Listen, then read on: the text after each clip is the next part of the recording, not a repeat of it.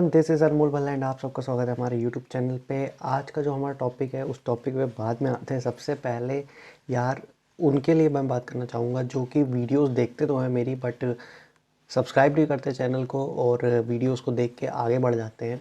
यार आपसे एक हम्बल रिक्वेस्ट है कि प्लीज़ चैनल को सब्सक्राइब करिए, क्योंकि मेरे को देखिए बहुत ही ज़्यादा ये अफेक्ट करती हैं चीज़ें अगर आप सब्सक्राइब नहीं करते, चीज़ें आगे बढ़ जाते हो। क्योंकि अभी मेरे चैनल को बहुत ही कम टाइम हुआ है और हो सकता है कि आप मेरे चैनल पे आते होगे, आप देखते होगे कि व्यूज़ बहुत कम है, तो यार क्यों सब्सक्राइब करें चैनल, या कोई और वजह।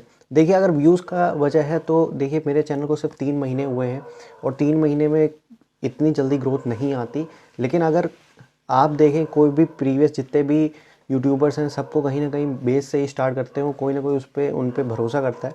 तो आपको भरोसा करके भाई सब्सक्राइब करना है, ठीक है।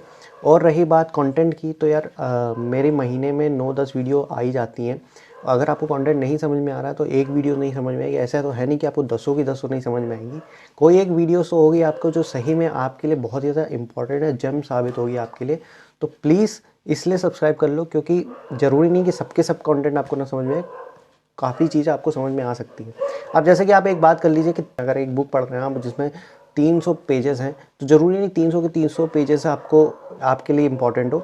वो एक पेज में एक लाइन ऐसी होती है जो आपके लिए लाइफ चेंजमेंट कर देती है आपके लिए, और इसीलिए आप बुक पढ़ते हो। इसका मतलब ये नहीं कि सारे के सारे 300 पेजेस आपके लिए इफेक्टिव हैं।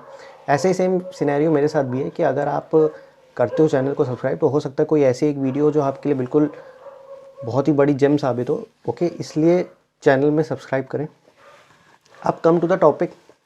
तो आज का टॉपिक है हमारा वॉच लिस्ट पे बेस्ड, कि वॉच लिस्ट असल में क्या होती हैं और वॉच लिस्ट को सही तरीका क्या है बनाने का। इस वीडियो में मैं पहले भी बात कर चुका हूँ, इस टॉपिक से रिलेटेड मैंने एक वीडियो भी बना रखी है। बट आज हम लोग बात करेंगे वॉच लिस्ट में कैसे बनाएं और कैसे उसको डाइवर्सिफाइड करें। देखिए वॉच लिस्ट में क्या होता है, हम लोग जब स्टॉक्स को रखते हैं अपने, तो बहुत ही ज़्यादा नंबर ऑफ़ आइटम्स रखते चले जाते हैं, इवन ये पता होते हुए कि हम लोग इनको सबको नहीं खरीद सकते, और उसके बावजूद हम लोग पे नंबर ऑफ़ स्टॉक्स बहुत ज़्यादा हो जाते हैं।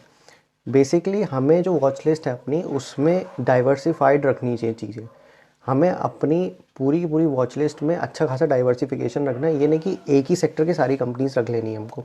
अब डाइवर्सिफिकेशन नहीं पता आपको तो मैं समझा देता हूँ एक एग्जांपल के थ्रू, कि लेट से आपके पास 100 रुपये है और आपने वो 100 रुपये एक कंपनी में इन्वेस्ट कर दीजिए।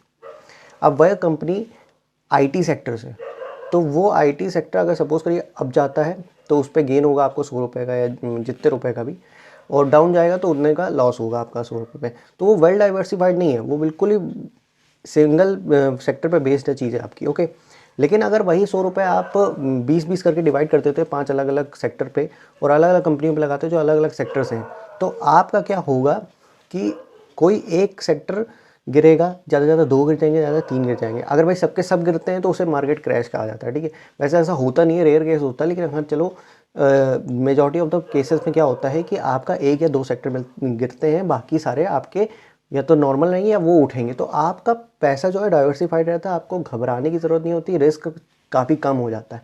सेम सीन आप वॉच लिस्ट में होता है। वॉच लिस्ट में अगर आप अपना जो पूरा का पूरा स्टॉक्स हैं उनको अगर वेल डाइवर्सिफाइड पहले ही कर देंगे, पहले ही ऐसी कंपनीज में उठाएंगे जो कि आईटी सेक्टर की 5 कंपनी उठा ली, बाकी ऑटो सेक्टर की 5 उठा ली, बाकी आपने इंफ्रास्ट्रक्चर की 5 उठा ली, बैंक की अलग उठा ली, और ऐसे वॉच लिस्ट बना रहे हो, तो आपका इससे फ़ायदा ये होता है कि आपकी वो वॉच लिस्ट जो है उसी में तो आप कभी ना कभी इन्वेस्ट करोगे ना, वही तो होल्डिंग्स में आएगी। अगर वॉच लिस्ट में आपने कूड़ा भर लिया तो होल्डिंग में भी कूड़ा ही आ जाना है।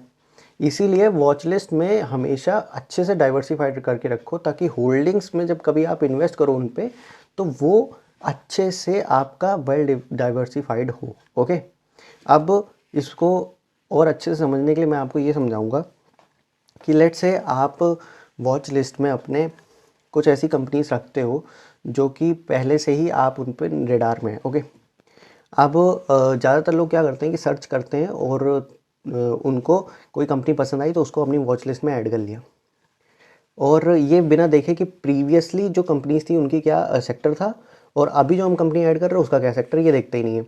तो क्या हो जाता है कि हमारी वॉच लिस्ट में पूरी की पूरी जो है एक ही तरह की कंपनीज भरती चली जाती है, और ये चीज़ बहुत ही ज़्यादा गलत है। आपको अपने वॉच लिस्ट में ये ध्यान में रखना है कि जो भी आप रख रहे हो वो इम्पॉर्टेंट है आपके लिए। ऐसा नहीं है कि आज आप रख रहे हो और 5 दिन बाद आप उसको देख रहे हो वो स्टॉक वहीं का वहीं है, आप उसको 5 हफ्ते बाद देखते हो फिर भी वहीं है, 1 साल बाद देख रहे हो फिर भी वहीं है। आपको वॉच लिस्ट में ऐसे स्टॉक रखने हैं जिन पे ग्रोथ है, पोटेंशियल है। अगर आप उसको 1-2 हफ्ते बाद देखते हो, 1-2 महीने बाद देखते हो, तो आपको लगे कि हाँ यहाँ पे मैंने इसको ऐड किया था, आज ये यहाँ पे पहुँच गया, अब मैं इसको कंसीडर कर सकता हूँ इसको अपनी होल्डिंग्स पे लेने के लिए। तो एक सिंगल तरीका ये होता है। अब लेट्स से आप होल्डिंग्स में क्या करते हो कि अपने आपके पास ऑलरेडी स्टॉक्स हैं, ठीक है, और उसके बाद क्या होता है आप सोच रहे हो कि मैं सिर्फ प्रॉफिट बुक करना चाहता हूँ, मैं प्रॉफिट कमाना चाहता हूँ, मैं इनमें कोई लॉन्ग टर्म प्रोस्पेक्टिव नहीं रखना चाहता। तो जो प्रॉफिट बुक करना चाहते हैं उनको ये मैं बता दूं कि ये आप शॉर्ट टर्म ट्रेड कर रहे हो, ये इन्वेस्टिंग नहीं है। अगर आप ब्लू चिप स्टॉक ने निफ्टी 50 के 50 शेयर्स ले लिए, निफ्टी 100 के 100 शेयर अपने वॉच लिस्ट में ऐड करके उनमें इन्वेस्ट कर रहे हो और सिर्फ उसे प्रॉफिट के लिए इन्वेस्ट कर रहे हो, तो वो शॉर्ट टर्म ट्रेडिंग हो गई। उसके लिए आपको टेक्निकल एनालिसिस बहुत ज़्यादा ज़रूरी है, आपको सीखना ही पड़ेगा। और अगर आपको टेक्निकल एनालिसिस नहीं आती है तो मैंने उसके लिए बेसिक एक पूरा का पूरा प्लेलिस्ट बना रखा है, फ्रॉम पॉइंट ए तो उस पॉइंट तक पहुंचने के लिए जहाँ पे यहाँ आप मीडियम लेवल तक की एनालिसिस कर सकते हो। अब एडवांस क्यों नहीं सिखाई भाई? एडवांस तो वो आपके खुद के परफेक्शन के ऊपर है, आप खुद से एडवांस हो गए, कोई आपको सिखा नहीं सकता।